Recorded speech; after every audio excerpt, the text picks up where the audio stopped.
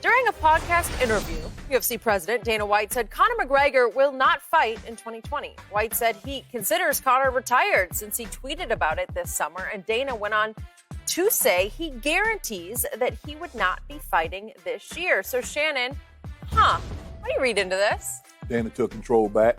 Skip, see, Conor McGregor thinks he's Floyd Mayweather. Well, I'm going to fight 1 or 2 fights a year. I'm going to fight on my terms. I tell you who I want to fight. You go make it happen. You pay me what I want. That's how we're going to do that. Dana White said, you know what? Now, I'll let you fight. I'll let you fight Floyd. Mm-hmm. I give you the fights you want, Aldo or whomever you want. I'll let you have that. Yep. They said enough of this bullshit. Because now when you do that for Conor, everybody else expect Conor McGregor payday and to fight whenever. That's not how it works in the UFC. It's not like Floyd. Floyd's like, I'm my own boss. Because it's different, Skip. You got the WBA, the WBC. You got so many belts. In the UFC, you got one division, one belt. So you got a middleweight, or welterweight, a bantamweight, whatever the divisions are, but you only got one belt. Mm-hmm. It ain't within a division 4 different belts. And Conor was just like, I just want to fight this shit. Well, I want to fight that guy. And I can picture Dana say, who the hell you think you are? It don't work like that. Dana White's a boss. I'm talking about him like a mafioso boss. Skip, I ain't talking about like Commissioner Goodell and Adam Silver. I agree. He is a boss. Because Dana will call a fighter out. Mm-hmm. Well, I wanted to fight that guy. And Dana said, yeah, you were in line to fight that guy. But you got blown out the water your last fight, so that ain't happening. That's how Dana talks. So Dana lets you know who's in control. And I think this is his way of saying, okay, you retired? Good. See you 2021 if you unretire. Yeah. But you not fighting here because you're like, well, I want to fight Gaethje, or I want to fight Khabib. Mm-hmm. No. You're fighting who we tell you to fight. And that's the way it works in the UFC. I agree. Dana White called Conor's bluff. Yes. Oh, you're retired? Well, you're going to stay retired because I run this. I am in charge. You are not in charge. No. And it's very interesting because there came a point when Conor McGregor got so huge, I thought he was bigger than UFC. Yes. But Dana's not going to stand for that. Mm-mm. He thinks that UFC in and of itself is bigger than Conor McGregor. I'm not completely sure. I still say Conor is the biggest draw in UFC. He is. Right? Yes. No, that's not what this man is saying. He said, I run it.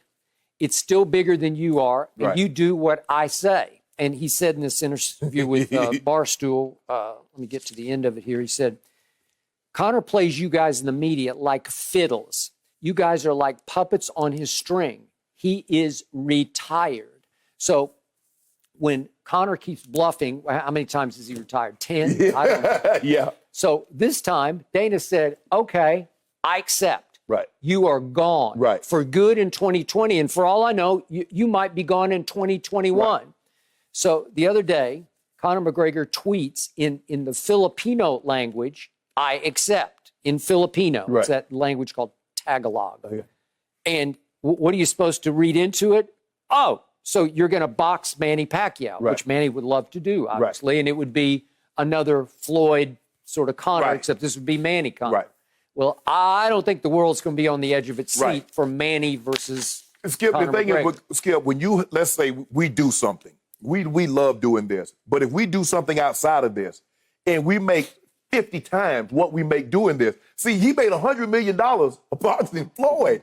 And Dana co-signed. Yes. And he helped promote it. He helped promote Right, it. yeah. And so Floyd... And by the way, Conor is still under contract to Dana, so Dana has to allow him to fight Floyd and would have to allow him to fight Manny. So, and that's the thing. So he thinks that kind of money is available in UFC. He says, well, if I fight, I want $100 million.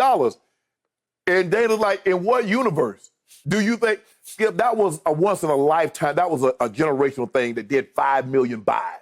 Mm. Well, Dana's like, well, okay, you guarantee me 5 million buys for a UFC fight, and we'll think about it. Yep.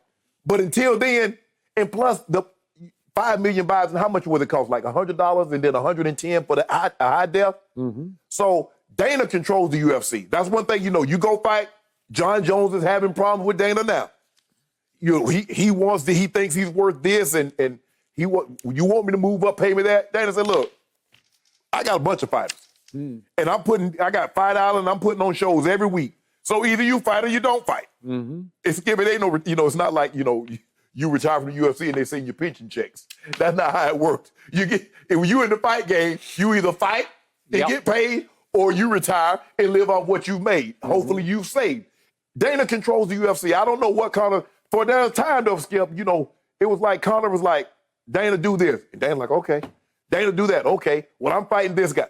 And Dana acquiesced. Dana said, you know what? I'm putting my foot down. Maybe the spirits business is doing very well because, he got proper 12 and Skip. Maybe it's flying off the shelves. But if you want to fight, you on the contract in the UFC, you're going to have to fight when Dana says fight. So I love Dana's response to Conor's tweet of last week of I accept in Filipino. He said to these guys on Barstool, what the F is that?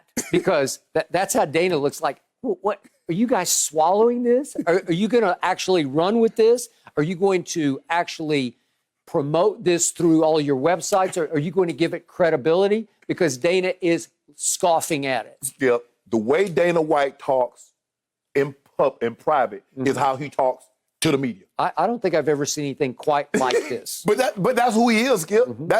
He's very matter of fact. You don't have to know where you stand with Dana White. Man, I wonder what he gonna tell you, Conor. You're not fighting in 2020 unless you unretire, and then you're gonna fight who Dana says you're to fight. But if you think he just want to fight championship fights, Skip. That's the way he looks at it. Pay me X dollars to fight champions. I ain't going, ain't no more, tone up or this, that. I want to fight champions. And Dana's like, nah, I'm gonna call you bluff. So I remain a Conor fan. Yes.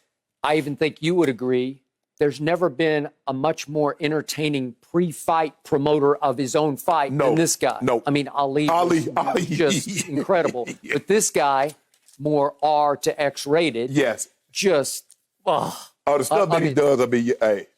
It's stand-up comedy, and it's must-see. Right. And does he go out of bounds? Yeah, he went way out of bounds against Floyd. You think he geared up to fight Floyd? Do you think Dana let him fight Floyd again? I just don't think people would buy it. Oh, people buy it. You think so? Not like before. No, not like before. Yeah. But even at $1 million, $2 million buys, Skip, at $100. Listen, I would watch Conor fight you. He might be like that Roy Jones and Mike Tyson. It'd be interesting. I just don't know how you charity fight those two guys. Yeah. I want to fight No. He is still the biggest draw in UFC. He is. And it astounds me that the Godfather boss of UFC just says, hell with you. Right. You're retired. You're out of sight, out of mind. Well, they got a big fight coming down the pipeline. I don't know when Khabib and Gaethje. Now, I don't know when. I think that's on the docket. Yeah. So since the Floyd boxing match, we've seen Conor for about 15 seconds against Cowboy? Yeah. Right? Didn't it last wasn't it over in 15 seconds? I mean, he shoulder leaned him to death. I mean, that was ridiculous. I mean, I like seeing Conor fight. So do I. But the thing is that hopefully he's working on some other skill because I still don't believe he can beat Khabib. Not with just one-sided, not just standing up. Either. I would love to see it. I would love to see it too. Yep. We don't know how much longer Khabib. He lost his father due to COVID. So it's going to be interesting to see how much longer he stays in the game. Yep. I told you, Ernestine and I went to the Nate Diaz rematch in Vegas, and we sat, ringside. like whatever you call ringside. Splatter zone. Yeah, and it was the splatter zone. But it was as compelling and thrilling an athletic contest as I've ever watched before. I was just astounded by it. But that's because of the magic and the charisma of Conor McGregor. Right. But, Skip, I mean, at some point in time, people are going to get tired of you like, I'm retired. No, I'm not. I'm retired. No, I'm not. I mean, how many more years he think he's going to be able to do this? I mean, you don't get old in this sport. No. Somebody retire you before your time if you keep messing around. Well, Conor, I hate to tell you this, but Dana White is still in charge. Dana White is a boss. Yeah. He's not a commissioner. He's the boss. He's a real boss. When he talks, you listen. Yeah. And how many retirements are we through now? Like 3 or something? At some point, I'm just not paying attention anymore. Thank you for watching. You can subscribe here to get the latest from the show, and be sure to check out more of the best clips from Undisputed, or go watch a few other segments from our other shows on FS1.